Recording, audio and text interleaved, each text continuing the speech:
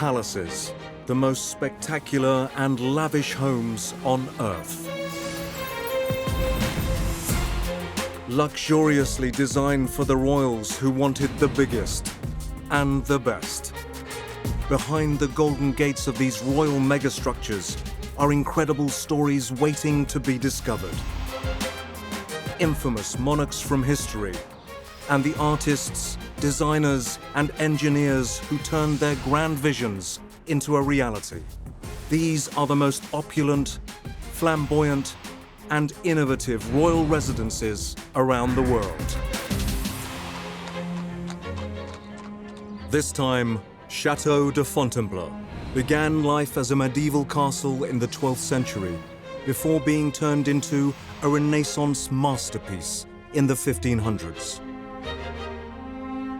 Kings and emperors of France resided at this grand country retreat for nearly 750 years, making Fontainebleau one of the world's greatest palaces.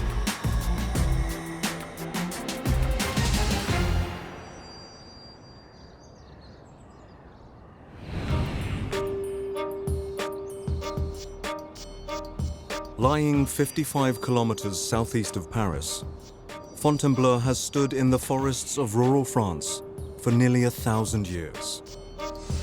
In his memoirs, Napoleon Bonaparte called the imposing structure the true home of kings.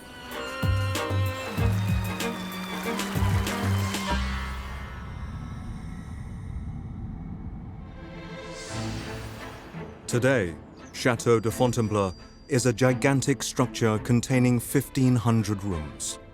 With constant renovations and additions by kings and emperors over 7 centuries, it has changed dramatically through the years. In French, the word château means both castle and palace. And this is not an accident because, of course, royal houses were first in the Middle Ages castles and then later developed into very grand palaces as we know them today. So Fontainebleau starts off as a castle round a courtyard with a keep, and indeed the keep of 1137 still survives. It was Francis I that decided to transform this castle into something which we would describe as a palace by building huge corridors and galleries attached to the original castle, while keeping some of the original buildings. King Francis I's 16th century reimagining of Fontainebleau retained a section of the medieval castle which still stands today. Vincent Droguet is the Director of Heritage and Collections at the château. Alors nous sommes ici dans la plus vieille cour du château, qu'on appelle la cour ovale. La particularité de cette cour, c'est que François Ier y a fait travailler à partir des années 1528-1530, mais qu'il a souhaité conserver les bâtiments médiévaux qui étaient encore en place et qu'il a fait installer ces bâtiments sur les fondations médiévales et qu'il a même conservé à l'extrémité occidentale de cette cour le gros donjon, ce qu'on appelle la grosse vieille tour de Saint-Louis, un bâtiment qui a été conservé jusqu'à nos jours, un donjon avec des murs très épais. Although much has changed about Fontainebleau over the centuries, the dungeon was kept fully intact by every monarch who resided here. Each of the royal dynasties of France saw it as a symbol of heritage and antiquity. Now housing palace administration on the inside, the robust exterior stonework of the dungeon remains solid, almost a millennium later. In the Middle Ages, building was done by craftsmen, master craftsmen, who designed and built the building. They were responsible for both. And the patron would come to the master craftsman and describe what they wanted, and then they would work out together what was being built on site, coming back to the site regularly to see whether the progress was what they expected. Simplement, ce sont certainement des maîtres maçons qui travaillaient pour le roi, qui ont construit le donjon qu'on peut encore voir aujourd'hui, qui est un donjon avec des murs extrêmement épais, construit avec des matériaux pris dans des carrières proches de Fontainebleau. One of the key materials that's used in this castle is sandstone that was sourced locally from a forest, and also rubble stones, and those have been set together using a mix, like a paste called mortar. Louis VII was the first known king to reside at the medieval castle of Fontainebleau in the 12th century. And his successors were still visiting the castle some 300 years later. Le château a été habité par les rois de France, pas de manière permanente, mais tout de même régulière, pendant toute la période médiévale, pendant tout le Moyen-Âge. Et puis, à partir du début du XVe siècle, le château a été abandonné parce que le roi ne réside plus à Paris. The castle was vacated by the French monarchy, and it remained empty for 100 years. It was then, in the early 16th century, that King Francis I came to the throne and decided to make Fontainebleau his passion project. Donc c'est François Ier qui va redécouvrir le site de Fontainebleau, c'est-à-dire la forêt, et redécouvrir au milieu de cette forêt l'existence d'un château qui est à ce moment-là en très mauvais état. Il est inhabitable, les bâtiments sont en grande partie ruinés, et il va décider, à partir de 1527, de reconstruire le château et d'en faire une de ses résidences favorites. Francis was heavily influenced by the Renaissance movement that had begun in Italy. Ideas about design and architecture had transitioned from the medieval style of construction. It's the Italian Renaissance that invents the modern idea of the architect. The classical buildings, which were emulating Rome, had to be drawn out in advance. They couldn't be worked out on site. And thus somebody had to do the drawings and hand these to the builders to build. King Francis employed a master mason named Gilles Le Breton to oversee the build. His construction team helped to turn the medieval castle into a palace fit for a king. The construction of the new wings of the castle wasn't particularly revolutionary. It was the way it was carried out, the style in which it was carried out, that was so radically different. The stone ashlar that was cut with beautiful fine joints wasn't radically different from the medieval stonework, but it was the creation of classical ornament of capitals and friezes and cornices. And some of these presented technical difficulties. The cornice is a very heavy element, and it's right at the top of the building, and it cantilevers out, it stretches out over the front of the building, so that you have to lift the heaviest stones to the top of the building. When you've got a structure that's being constantly changed over a period of time, where new things are being added in, old things are being taken away, one of the biggest challenges around that is making sure that we're keeping structural stability. If you imagine, the gravity loads are all kind of channeling their way through the structure in a particular path, and then if you're coming in and changing those pathways, it's really important to make sure that the forces find a different way to travel. And often what you do to ensure that is to put some temporary supports in there, and that way you can be sure that the forces do have somewhere safe to dissipate. The most recognizable thing about the architecture of Francis I, the Renaissance wings, is its classical style. Its use of classical columns taken from the books of Vitruvius, a Roman author, and their later interpretations by Italian writers. The use of these is essential in classical architecture.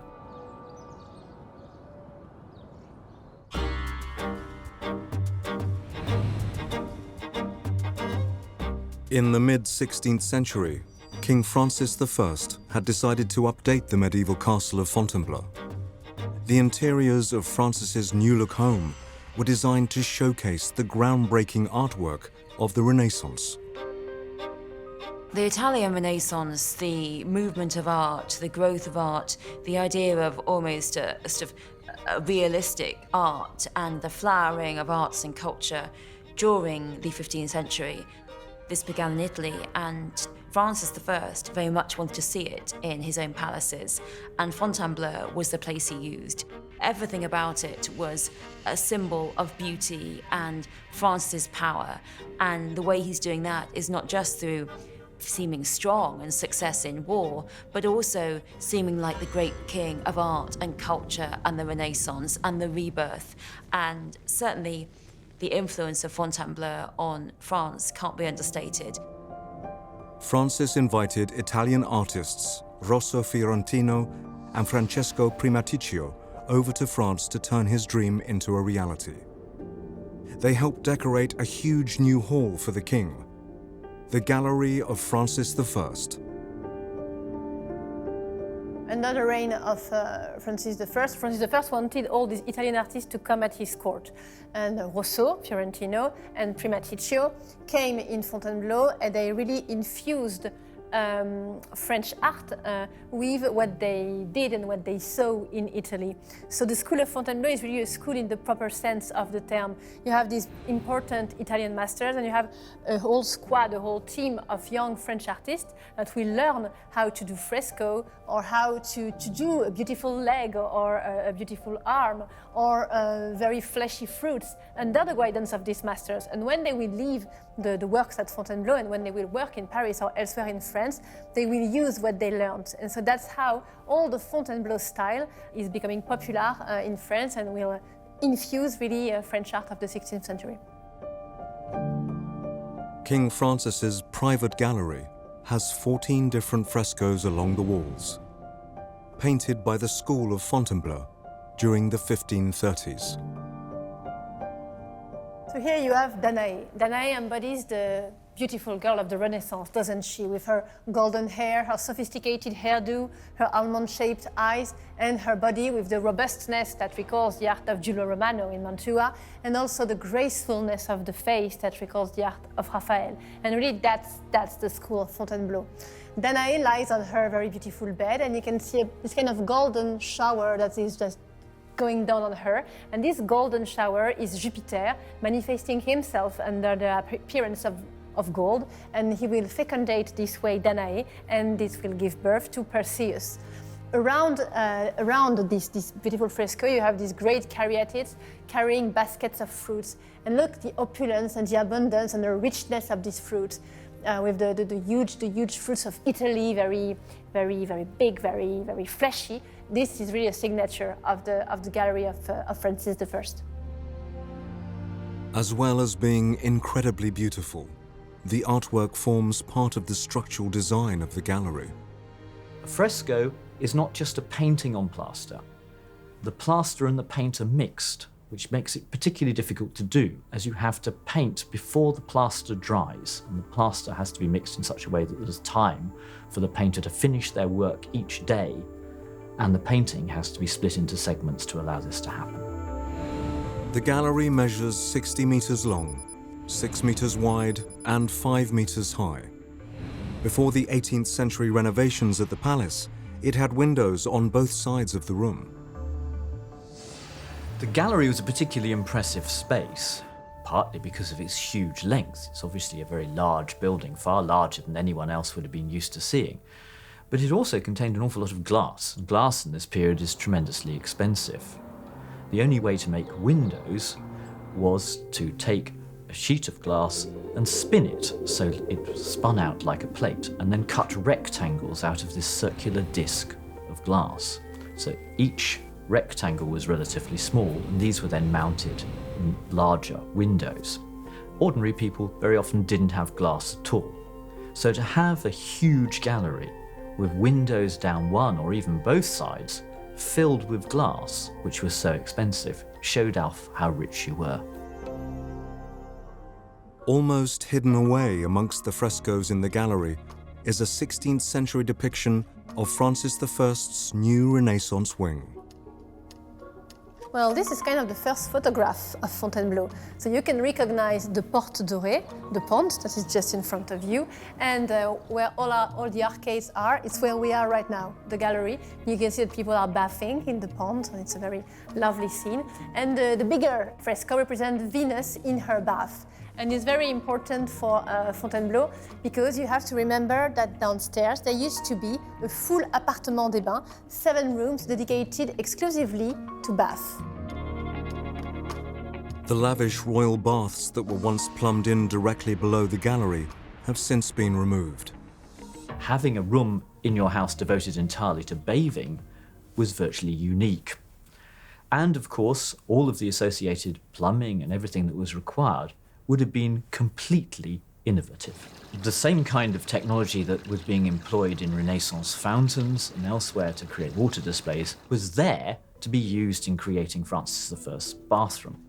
It was the fact that it was being used for a bathroom that was unusual. The bathrooms were even adorned with artworks of the day, including one of the world's most priceless portraits. Bath apartment housed the collection of paintings of Francis I, with some paintings not very famous, such as the Mona Lisa, or all the big Raphaels that are in the Louvre. They were all exposed in this appartement des bains downstairs in the Château de Fontainebleau. There was art everywhere in the palace, and including the fact that the Mona Lisa was at one point hung in some of the bathrooms, that this great priceless painting, the most priceless painting now in the world, was just stuck in a bathroom because they had so many other great pieces of art that almost the Mona Lisa was just a footnote. Another grand addition to Fontainebleau was the stunning ballroom. It was still under construction when Francis I died in 1547. So we are in the salle de bal of the Château de Fontainebleau, a space that was conceived under the reign of Francis I, but only accomplished under the reign of its son, King Henry II. All that you can see on the walls or on the ceiling are the work of Italian artists who came to Fontainebleau in the 16th century to work for the kings of France. For example, the frescoes were done by Niccolò dell'Abate upon the drawings of Francesco Primaticcio, one of the most important representatives of what is called the first school of Fontainebleau. After the death of Rosso Fiorentino in 1540, Francesco Primaticcio had taken sole control of the artistic direction at Fontainebleau. The frescoes in the ballroom are all his creation. So here you have the Feast of Bacchus. You can recognize Bacchus in the center. He's a bit greenish now, with the cup he's holding in his hand and the grape wreath he has on his head. Then you move to this arcade where you see Apollo playing a kind of lute for the muses on Mount Parnassus. And look how the drapery here overhangs on the architecture, or how the arm of this lovely lady playing the flute is climbing on the arch. So there you see how much in Fontainebleau architecture and painting are fusing with one another, and that's really the school of Fontainebleau. It's because architecture, sculpture, painting are all imagined together by just one mind, and here it was the mind of Primaticcio. To top it all off, an intricately carved wooden ceiling sits above the 10-meter-high room. This was an amendment by Henry II to the original plan by his father, Francis I. Francis had commissioned an arched ceiling, held up by pillars which were built and still remain in the gallery, despite not being needed. Henry II's new architect changed the plans to include the more fashionable wooden ceiling.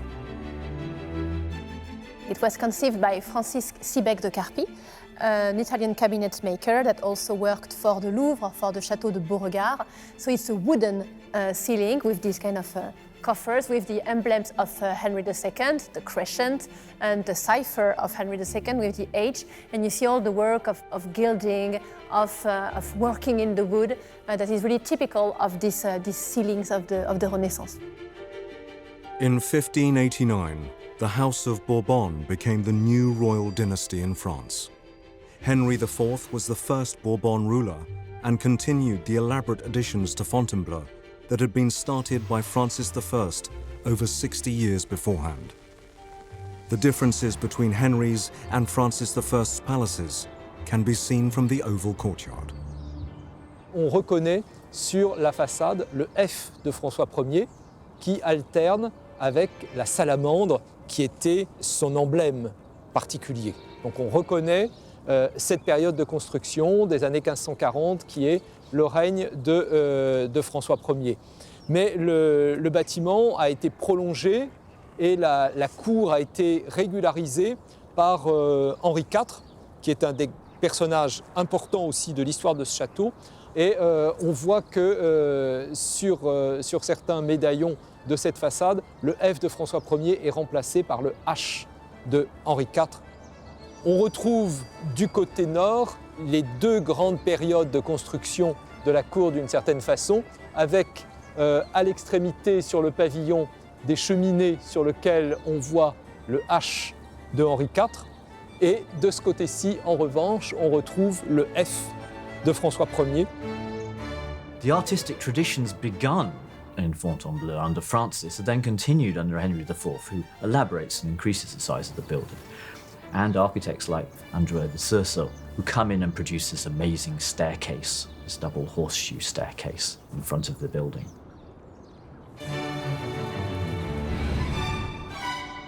King Henry IV's renovations at Fontainebleau extended beyond just bricks and mortar. He cultivated the medieval parks surrounding the palace and created 3 gardens within the 130-acre grounds. Today, Arnaud Amelot is in charge of them.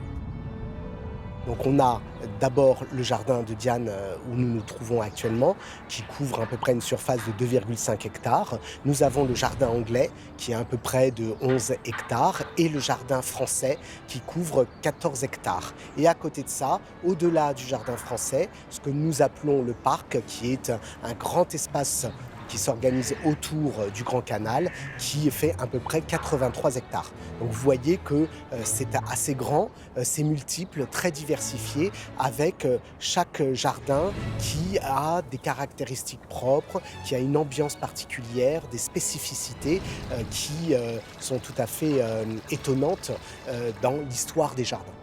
These gardens really symbolise the belief in French society at the time of the importance of symmetry, of the importance of regularity. That's what they believed, that if you can tame and civilise the garden, then you can tame and civilise everything and you can build an empire. And that's what these gardens are so symbolic of. The Roman goddess of the hunt, Diana, features heavily in the gardens and the palace itself. Alors Diane, c'est un personnage mythologique de la mythologie gréco-romaine qui a toute sa place ici et une importance cruciale. Pourquoi ? Parce que finalement, Fontainebleau était un lieu de chasse très apprécié par tous les souverains qui se sont succédés à travers les siècles. Alors là, on voit cette Diane à la biche, qui est donc une sculpture en bronze. Ce n'est pas l'original. L'original a été déposé à l'intérieur de la galerie des Serres, puisqu'en fait c'est une sculpture fragile qui donc a été protégée à l'intérieur parmi d'autres sculptures en bronze qui datent pour beaucoup de la Renaissance. King Henry also added a number of artificial bodies of water to the gardens, including the carp pond, the cascades, and the 1,200-metre-long Grand Canal. Commissioned in 1610, the canal was one of the first created in France and certainly the biggest at the time. The excavation of the man-made channel called for some engineering expertise. Et qui plus est, ce grand canal a une disposition très particulière parce qu'il est construit sur la moitié de sa surface en hors-sol. Normalement, un grand canal est simplement creusé, alors que lui, il est à la fois creusé et à la fois construit sur des digues. Et c'est ça aussi qui est l'originalité de ce grand canal, c'est qu'on a fait des travaux de terrassement considérables, on a récupéré, on a refaçonné, on a reprofilé le terrain pour récupérer les terres, les argiles, pour créer l'étanchéité de ce canal et pour construire les digues qui sont tout à fait à l'extrémité est, au bout du grand canal. The vast canal was fed by water diverted from both the carp pond and the River Seine, 4 kilometers northeast of Fontainebleau. The king and one of his courtiers had a wager on how successful the irrigation would be. En même temps, il y a une petite anecdote, un pari qui a été pris entre Henri IV et le maréchal de Bassompierre pour savoir quel serait le nombre de jours pour remplir à nouveau le Grand Canal. Le maréchal de Bassompierre disait qu'il se remplirait en 2 jours, alors que le roi Henri IV parlait, lui, d'un temps beaucoup plus long. Et en fait, c'est Henri IV qui avait raison. En réalité, il faut beaucoup de jours pour remplir l'eau avec donc le Grand Canal, parce que ça représente à peu près 140 000 mètres cubes d'eau. Donc c'est quand même une échelle gigantesque. Donc pour l'anecdote, c'est bien le roi qui avait raison sur son courtisan. 164 years after the death of Henry IV, his 5-time great-grandson, Louis XVI, became King of France in 1774. Louis and his wife, Queen Marie Antoinette, would escape from the Palace of Versailles near Paris to Fontainebleau every autumn, just in time for the hunting season. Marie-Antoinette aime beaucoup Fontainebleau parce que c'est une résidence au milieu de la nature où elle est sans doute un peu plus libre qu'à Versailles. Et Louis XVI et Marie-Antoinette vont faire des travaux relativement importants à Fontainebleau et plusieurs pièces aujourd'hui présentent un décor qui a été fait pour la reine Marie-Antoinette. Some of the most opulent rooms at Fontainebleau were decorated specifically for the Queen. She brought exoticism into Fontainebleau. Marie Antoinette's rooms in Fontainebleau were absolutely amazing. And to Louis and Marie Antoinette, they were just doing everything exactly the same as all the monarchs before had done. You make Fontainebleau into this beautiful palace. La chambre de la reine a été très largement redécorée pour Marie-Antoinette. Et on a livré un magnifique lit en bois sculpté et doré pour la reine Marie-Antoinette en 1787. Mais le dernier séjour de Louis XVI et Marie-Antoinette à Fontainebleau se situe 1 an plus tôt. Ce qui fait que cet extraordinaire lit livré pour Marie-Antoinette, elle ne l'a jamais utilisé. Louis XVI and Marie Antoinette never returned to Fontainebleau after 1786. Their subjects were turning against them. By this point, with the growth of revolutionary feeling, with the growth of republican feeling, it seems too much when you have a country which is struggling for money to spend all this money on Versailles, to spend all this money on Fontainebleau, for the Queen to build these huge rooms to have fun with all her friends. Well, now, what once had seemed like great patronage, like a great symbol, what once had seemed like the king showing his love for France, now seemed like selfishness, now seemed like spending the country's money. And so, although a lot of the focus about excess and extravagance was focused on Versailles, there was also criticism of Marie Antoinette's rooms in Fontainebleau, about how much she'd spent and about how divorced, really, she was from the reality of ordinary French people. During the French Revolution of 1789 to 1799, a young man from Corsica named Napoleon Bonaparte arrived in Paris to help topple the monarchy. Christophe Bayard has been writing books about one of history's greatest military leaders for over a decade. Et c'est cet homme, désabusé et libéré de toute allégeance à la dynastie légitime, qui passe avec armes et bagages au service de la Révolution, pousse des bœufs pour aller vers Toulon porter des munitions à l'armée révolutionnaire qui met le siège devant la ville où les royalistes ont pris les armes, protégés par les canons de la flotte anglaise qui, depuis la rade, repousse les assauts des troupes révolutionnaires. Et là, parce qu'il ne perd jamais une minute, il se trouve que, lors d'un déplacement en mer depuis Toulon jusque vers la Corse, il avait quelques heures à perdre. À perdre, que dis-je?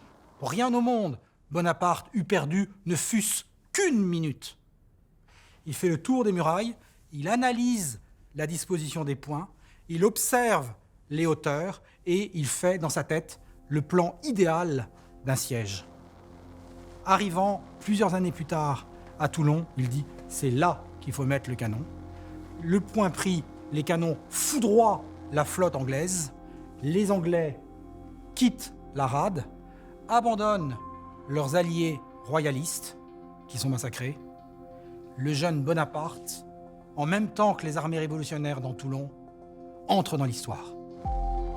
The palace had been ransacked during the Revolution, so before Napoleon crowned himself Emperor of France in December 1804, he began renovating Fontainebleau.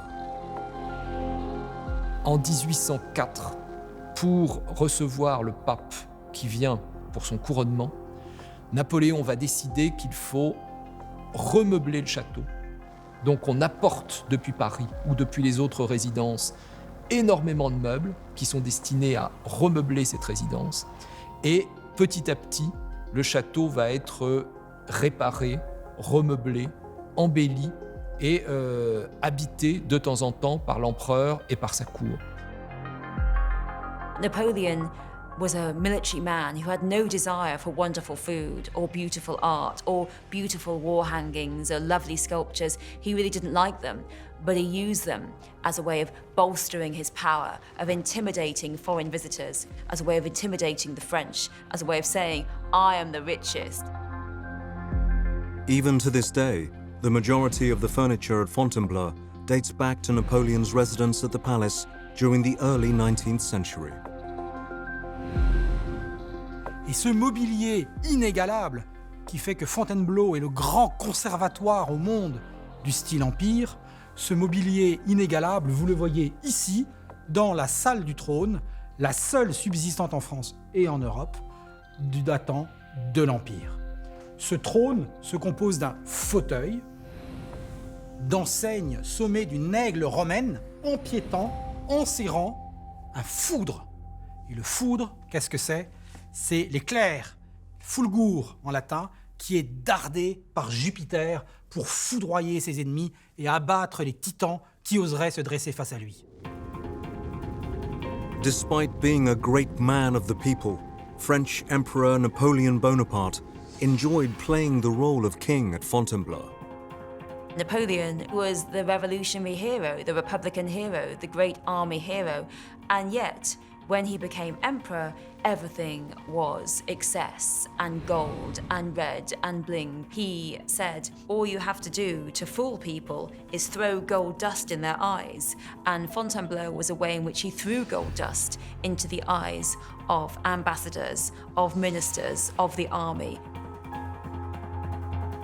By 1813, Napoleon had conquered most of Europe, but the Allied coalition of Prussia, Austria, and Russia were fighting back.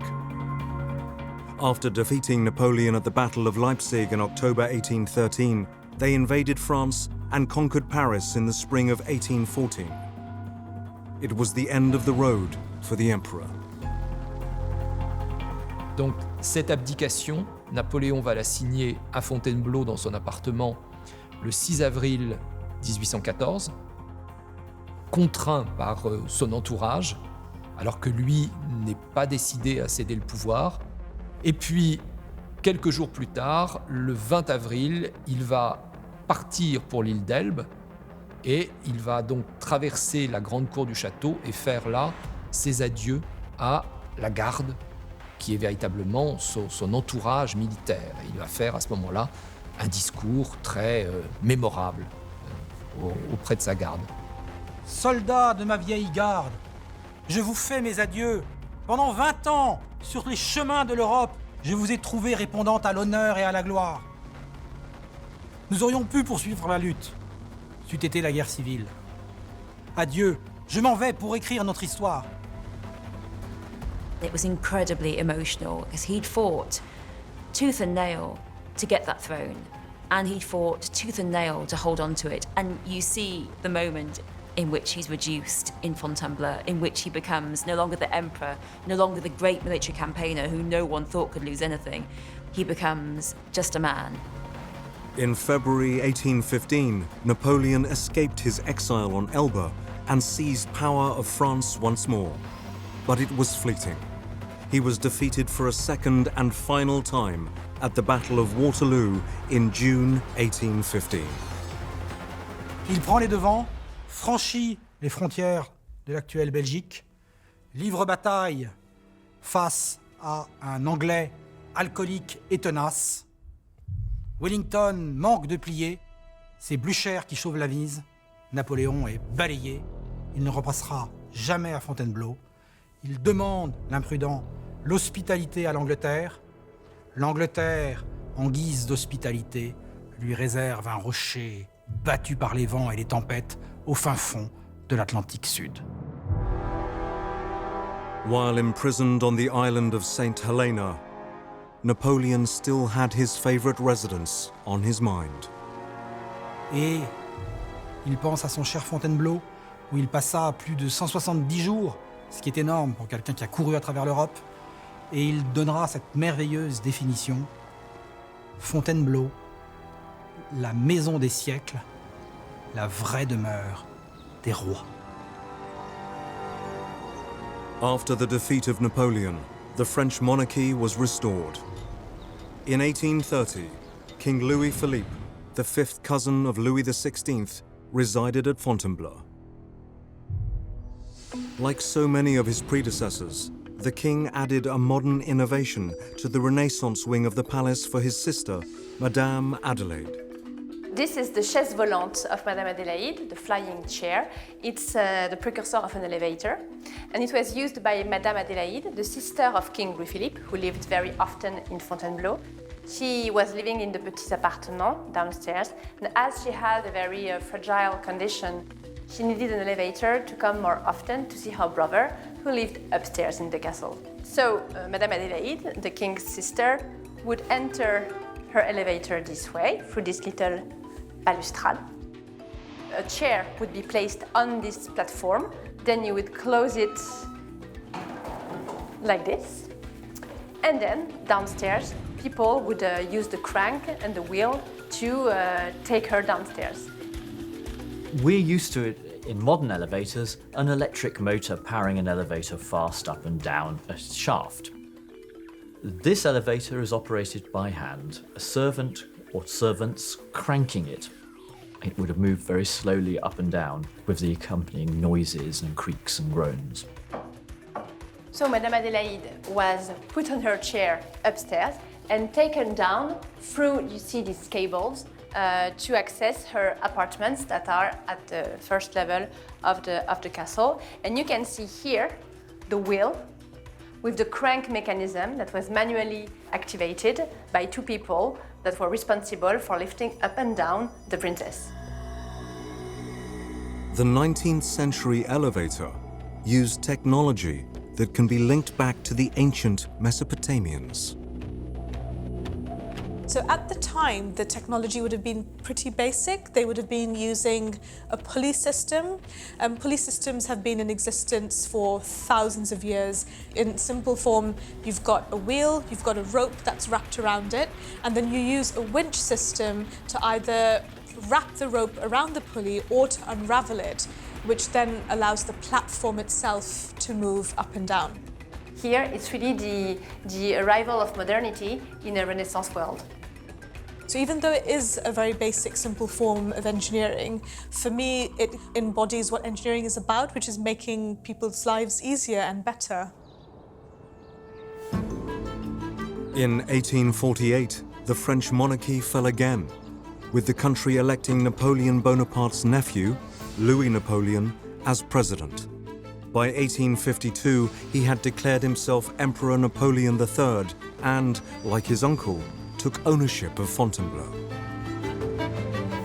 À partir du début de son règne, en 1852, Napoléon III et son épouse, l'impératrice Eugénie, vont venir régulièrement à Fontainebleau et vont y faire des travaux relativement importants.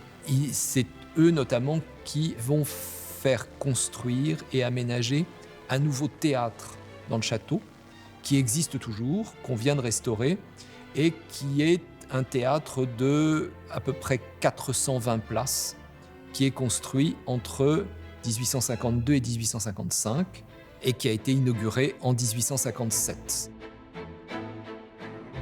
The theatre was designed by French architect Hector Lefuel who converted part of an 18th century wing at Fontainebleau into a private auditorium for the emperor and his entourage. Effectivement, cette division de la salle de spectacle en plusieurs niveaux, avec le premier niveau qui est le parterre, qui est plutôt réservé aux officiers, donc aux personnes qui portent l'uniforme militaire, puis la loge impériale, la place pour les invités, que l'on retrouve sur une deuxième galerie. It's a miniature opera house with all the features of a great opera house, but scaled down. It's horseshoe-shaped, which was good for acoustics, but most importantly, good for lines of sight. It was lit by candles. Although it could have been lit by gas at this era, it seems to have been deliberately old-fashioned. All the audience members, who were guests of the emperor, were seated on a comfortable cushioned chair, upholstered in luxurious silk. But even though the entire theatre appears to be garnished with expensive adornments, the stunning architecture is mainly a facade. Tout cela, une fois que l'ossature est construite, on vient la remplir de plâtre et c'est ensuite directement sur le plâtre que l'on vient appliquer le décor au pochoir ou un décor qui est effectué par moulage. C'est ce que l'on appelle du carton-pierre. Donc c'est une technique qui permet d'imiter la sculpture, mais en même temps d'effectuer des ornements reproductibles à l'infini et qu'ensuite on vient dorer et mettre en place simplement en les clouant. Donc c'est toutes ces techniques qui permettent d'être très très rapide et de, j'allais dire, en mettre quelque part plein la vue, mais avec des moyens très simples. Despite creating the lavish-looking theatre, the emperor rarely used it. D'un point de vue personnel, on ne peut pas dire que Napoléon III soit un grand amateur de théâtre. Il n'aime pas l'opéra. L'impératrice n'est pas non plus une grande experte en matière de théâtre. Donc c'est plutôt cette dimension de divertissement de la cour et en même temps de montrer effectivement la majesté, la magnificence du Second Empire.